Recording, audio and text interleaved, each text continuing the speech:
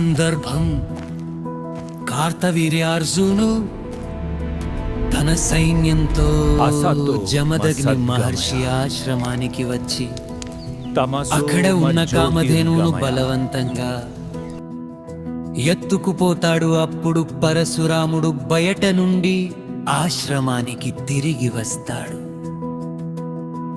దృశ్యం ప్రారంభం ప్రదేశం జమదగ్ని మహర్షి ఆశ్రమం. వాతావరణం నిశ్శబ్దంగా విషాదంగా ఉంది. ఆశ్రమం ధ్వంసమై ఉంది.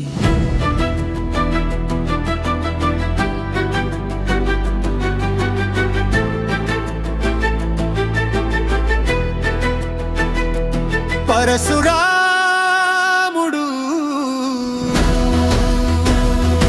అడు తన భుజంపై గొడ్డలి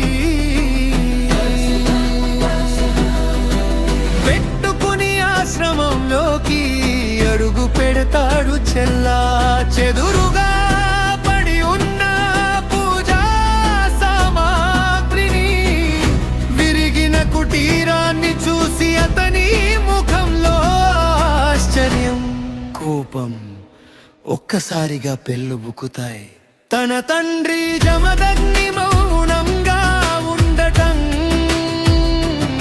తల్లి రేణుక కన్నీరు పెట్టుకోవడం చూసి పరశురాముడు గంభీరమైన స్వరంతో అడుగుతాడు,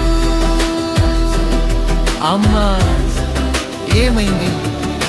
ప్రశాంతంగా ఉండాల్సిన ఈ ఆశ్రమం ఎందుకు ఇలా యుద్ధ భూమిలా మారింది?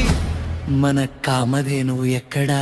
రీనతో నాయన రామ, ఆ మహిష్మతి రాజు కార్తవీర్యార్జునుడు వచ్చాడు. మన ఆశ్రమ మర్యాదను మర్చిపోయి తన అధికార మదంతో మన కామధేనువును బలవంతంగా లాక్కుని వెళ్ళాడు. నీ తండ్రి వారిస్తున్నా వినకుండా ఆశ్రమాన్ని ధ్వంసం చేశాడు.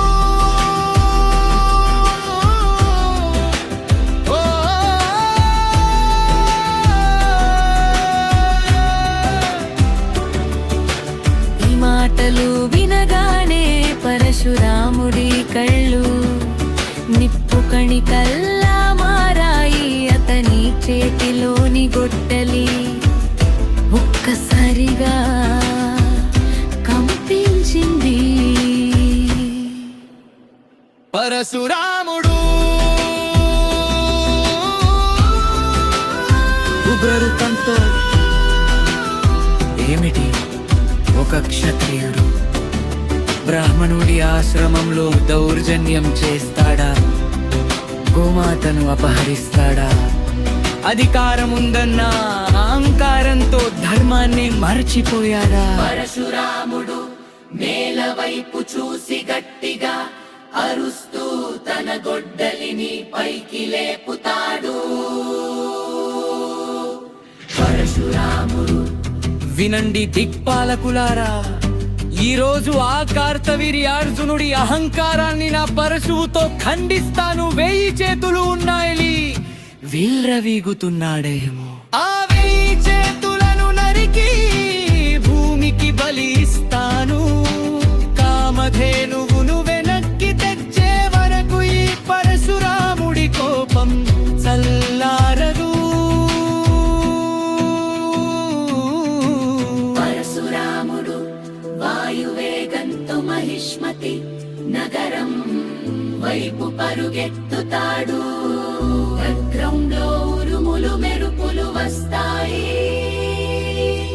తరువాత జరిగిన భీకర యుద్ధంలో పరశురాముడు ఒంటరిగా కార్తవీర్యార్జునుని